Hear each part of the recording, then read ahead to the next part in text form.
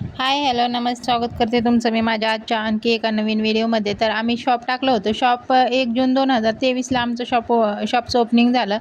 Shop एवढं छान चालायला लागलं. आम्ही शॉप ह्याचं टाकलं होतं टी-शर्ट मॅन्युफॅक्चररचं. T-shirt, night pant, track suit अशा ऑर्डर म्हणजे शाळेच्या ऑर्डर राहायच्या, गणपतीच्या, आपल्या शिवजयंतीच्या जेवढे पण कार्यक्रम राहायचे मंडळाचे वगैरे असे टी-शर्ट वगैरे बनवून त्याच्यावरती प्रिंट करून द्यायचं असं शॉप टाकलं होतं. तर शॉप एवढं छान चालत होतं म्हणजे आम्ही दोघं तर दिवस रात्र काम करत होतो, पण 2-3 कारागीर पण ठेवावे लागले आम्हाला.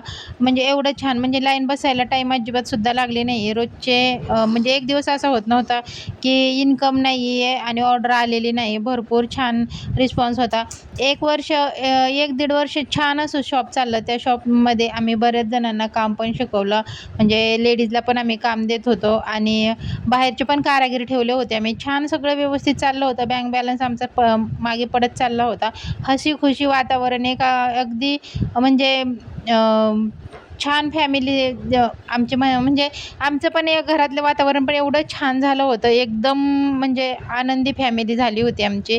म्हणजे कशाचं टेन्शन नव्हतं की कोणाला हे द्यायचं कोणाला ते द्यायचं. म्हणजे पैशा-पाण्याचं वगैरे काहीच टेन्शन नव्हतं. अगदी आमच्याकडे बँक बॅलन्स शिल्लक राहिला होता आणि अशा परिस्थितीत 1.5 वर्षानंतर मग आम्ही 10 वर्षात जो निर्णय नव्हता घेतला, तो निर्णय घ्यायचा ठरवला आणि आम्ही म्हणजे आता ठरवलं की आता आपण कुठेतरी एक ठिकाणी स्थायिक झालेलो आहे. म्हणजे आपल्याला जे आपण अर्ध्या रात्री जात होतो, सकाळी उठून जात होतो, अर्ध्या-अर्ध्या रात्रीपर्यंत काम करत होतो दुसऱ्या ठिकाणी, तर आता आपलं स्वतःचं झालेलं आहे. तर आपण आता फॅमिली प्लॅन करायला काहीच हरकत नाही.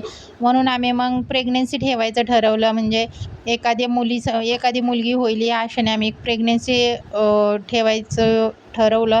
आणि मग मी यांना विचारलं तर हे पण राजी झाले की "हां, ठीक आहे, बघ तुझ्या मनाने, तुला जर ॲडजस्ट होत असेल, तुला जर ठेवायची असेल तर माझं तसं काय नाही." तर मग मी ठरवलं की नाही एखादी तर मुलगी पाहिजेच. त्यासाठी मग मी मुलीच्या आशेने ठेवलं होतं आणि देवाच्या कृपेने आम्हाला मुलगीच झाली.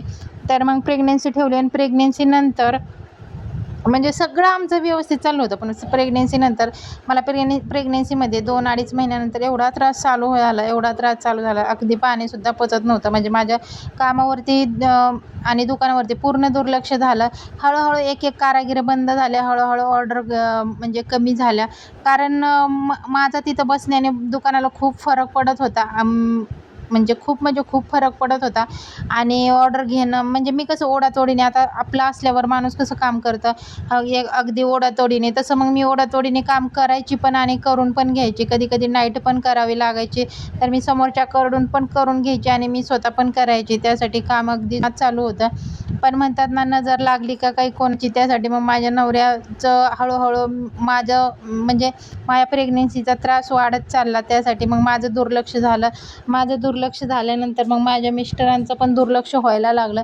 एक ऑर्डर कमी होत चालल्या, गिऱ्हाईक तुटत चाललं, कस्टमर आहे ते आमचे तुटत चालले आणि त्याच्यानंतर मग आम्हाला कारागीर म्हणजे मी तिथं नसल्यामुळं माझ्या मिस्टरांनी एवढं लक्ष दिलं नाही. त्यांना म्हणजे कसं त्यांचं काय झालं अचानक तेच समजलं नाही आहे. त्यांनी बिलकुलसुद्धा कामावरनं त्यांचं मनच उठलं गेलं. त्यांचं दुकानात आहे ते लक्षच लागत नव्हतं. म्हणजे काम करावंच वाटत नव्हतं त्यांना. एवढं दुर्लक्ष झालं त्यांचं आणि त्यांनी जे पण ऑर्डर येतील ते सुद्धा त्यांनी घेत नव्हते, कॅन्सल करायचे. म्हणजे असं कारण सांगायचे, "नाही, ऑर्डर घेणं बंद केले, ऑर्डर घेणं बंद असं हे 6 महिने चाललं. 6 महिन्यानंतर लोकांना